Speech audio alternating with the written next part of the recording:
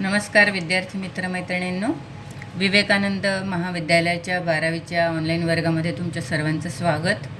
आज आपण मराठी व्याकरण बघणार आहोत. व्याकरणामध्ये अलंकार म्हणजे काय आणि आपल्याला काही अलंकार पण शिकायचे आहेत. 7वी 8वीपासून तुम्ही अलंकार शिकतच आहात, त्यामुळे तुम्हाला बऱ्यापैकी माहिती आहे अलंकार म्हणजे काय. की तुम्ही जेव्हा मराठी साहित्य वाचता, कथा, कादंबरी, कविता, नाटक वगैरे वगैरे जे तुम्ही वाचता कुठल्याही भाषेमधलं, तेव्हा दैनंदिन जीवनातली आपल्या रोजच्या व्यवहारात आपण जी भाषा वापरतो त्याच्यापेक्षा वेगळी भाषा आपल्याला वाचायला मिळते. आणि त्या भाषेचं वैशिष्ट्य हे आहे की ती भाषा त्या भाषेमुळे खूप मनाला आपल्याला आनंद होतो. वाचनाची गोडी वाढते, साहित्याची रुची वाढते आणि साहित्याची उंची वाढते. तर भाषेला एक सौंदर्य दृष्टी देणारा हा जो घटक आहे त्याला आपण अलंकार असं म्हणतो. आता खरं तर अलंकार म्हणजे दागिने, अलंकृत म्हणजे सजवणे, दागदागिने सजवणे. तर अलंकार म्हणजे दागिना, तसंच भाषेचा दागिना म्हणजे हे अलंकार, ज्यामुळे शब्दांना एक सौंदर्य प्राप्त होतं, त्या वाक्याला, अर्थाला सुद्धा एक प्रकारचा एक सौंदर्य प्राप्त होतं.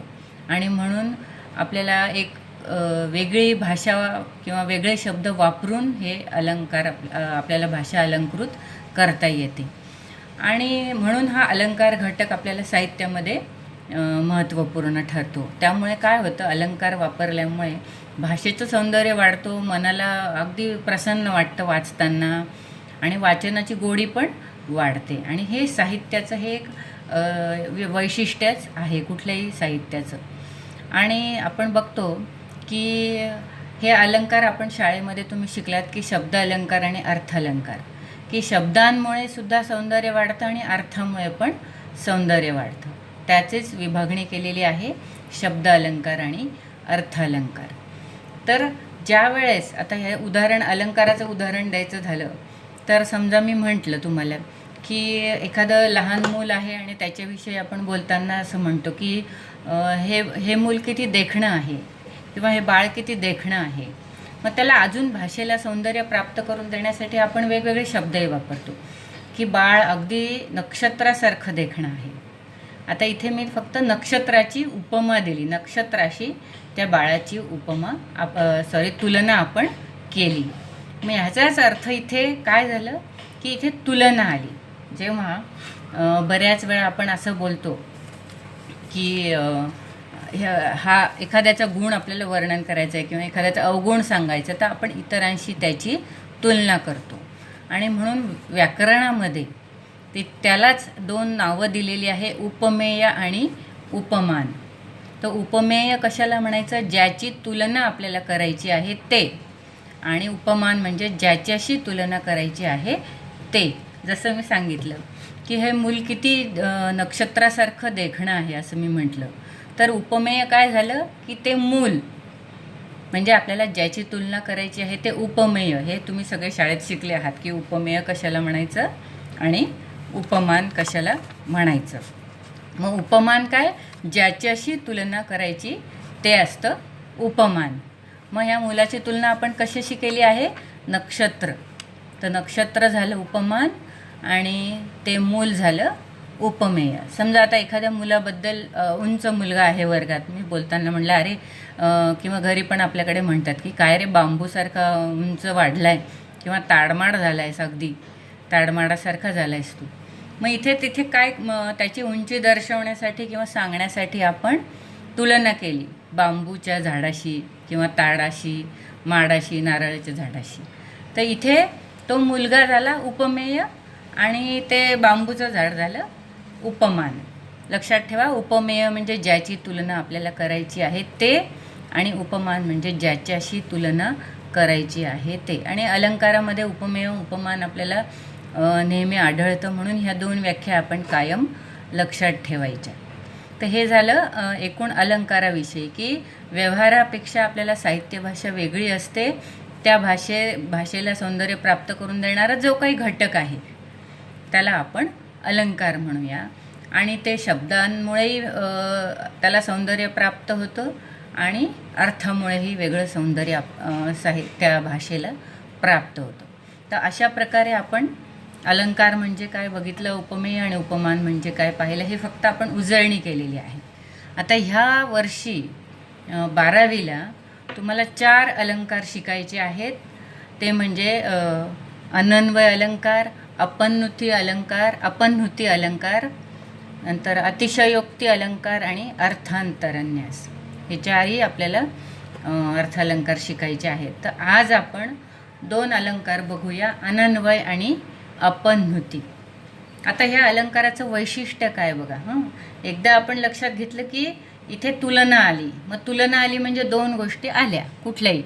जसं आता एखाद्या मुलाबद्दल तो गोरा आहे म्हणताना आपण एखाद्याची तुलना करतो की त्याचा रंग ह्याच्यापेक्षा उजळ आहे. समजा अनिलचा रंग सुनीलपेक्षा उजळ आहे, म्हणजे अनिल सुनीलपेक्षा गोरा आहे, किंवा उलटं म्हणण्यापेक्षा सुनील अनिलपेक्षा सावळा आहे. म्हणजे इथे आपण दोघांची तुलना केली, शब्द बदलले आहेत, याला तुलना म्हणायचं. आता अलंकारामध्ये तेच आपल्याला वैशिष्ट्यपूर्ण शब्द वापरून किंवा वेगळ्या पद्धतीने आपल्याला ते वाक्यरचना केली जाते, म्हणून त्याला आपण अलंकार म्हणतो. की समजा आता उदाहरणार्थ काल परवापेक्षा जास्त पाऊस पडला असं जर मी म्हटलं, तर कालच्या पावसाची आपण परवाच्या पावसाशी तुलना केली आहे. नंतर समजा मी म्हटलं भारताने इतर आशियाई देशांपेक्षा खूपच प्रगती केली आहे. आता भारताची प्रगती सांगण्यासाठी आपण इतर आशियाई देशांशी त्याची तुलना केली, म्हणजे भारत झाला उपमेय आणि इतर आशियाई देश झाले उपमान. आता भारताची प्रगती किती आहे हे सांगण्यासाठी आपण आशियाई देश जे आपल्यापेक्षा कमी प्रगत आहेत त्यांच्याशी तुलना केली. किंवा त्याच्या उलट आपण असंही म्हणू शकतो की एखाद्या बाबतीत आपण जपानपेक्षा मागे आहोत. आता काही गोष्टींमध्ये आपण मागे आहोत, तिथे आपण तुलना जपानसारख्या प्रगत देशाशी केली आहे. म्हणजे एखादं वैशिष्ट्य सांगताना, एखाद्या गोष्टीचं वैशिष्ट्य सांगताना आपण तुलना करून सांगतो, म्हणजे आपल्याला ते गुण किंवा वैशिष्ट्य लक्षात येतं. म्हणजे एखाद्या कमी जास्त गुण, अवगुण पण असेल तो, म्हणजे कुठलाही असेल, त्याचं वैशिष्ट्य आपण अशा प्रकारे तुलना करून सांगतो, आणि म्हणून तिथे उपमेय उपमान येतच. तर आता आपण पहिला अलंकार बघूया, अनन्वय अलंकार. आजचा पहिला अलंकार आहे अनन्वय. आता अनन्वय इथे आपल्याला नावावरूनच लक्षात येतं. अन्वय म्हणजे संबंध, इथे लिहिलेलं आहे बघा. अन्वय म्हणजे संबंध, आणि अन्न म्हणजे नाही, ज्याचा कुणाशीही संबंध नाही किंवा ज्याची कुणाशीही तुलना करता येत नाही, असं जेव्हा जिथे वर्णन केलेलं असतं तिथे अनन्वय अलंकार होतो. परत सांगते बघा, अन्वय म्हणजे संबंध, अन्वय, अधिक अन्वय म्हणजे ज्याचा कुठेही संबंध येत नाही, ज्याची कुणाशीही तुलना होणार नाही, असं वर्णन जिथे केलेलं असतं तिथे अनन्वय अलंकार असतो. आता उदाहरण बघा, पुस्तकात काय उदाहरणं दिलेले आहेत आपण बघू. पुस्तकामध्ये पहिलंच उदाहरण दिलेलं आहे. अर्जुनाचे वर्णन करताना मोरोपंत काय म्हणतात बघा. झाले बहु होतील बहु, आहेतही बहु, परंतु या समहा.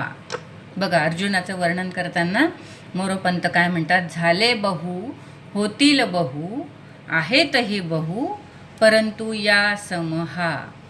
म्हणजे अर्जुनासारखा शूरवीर किंवा योद्धा, की आधी पण अनेक योद्धे होऊन गेले, अजून होतील पण आणि आहेत पण अर्जुनासारखा योद्धा अर्जुनासारखाच आहे, त्याच्यासारखा दुसरा कोणीही होऊ शकणार नाही. म्हणजे अर्जुनाची तुलना इतर कोणाशीही करता येणार नाही, इतका तो श्रेष्ठ आहे.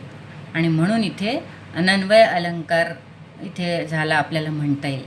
कारण उपमेयसुद्धा अर्जुनच, उपमानसुद्धा अर्जुनच. उपमेयाची तुलना त्याला योग्य असं उपमानच मिळत नाही, एवढा तो अद्वितीय असतं. बघा, वैशिष्ट्य मी लिहिलेलं आहे. उपमेय एखाद्या गुणाच्या बाबतीत अद्वितीय असते किंवा उपमेय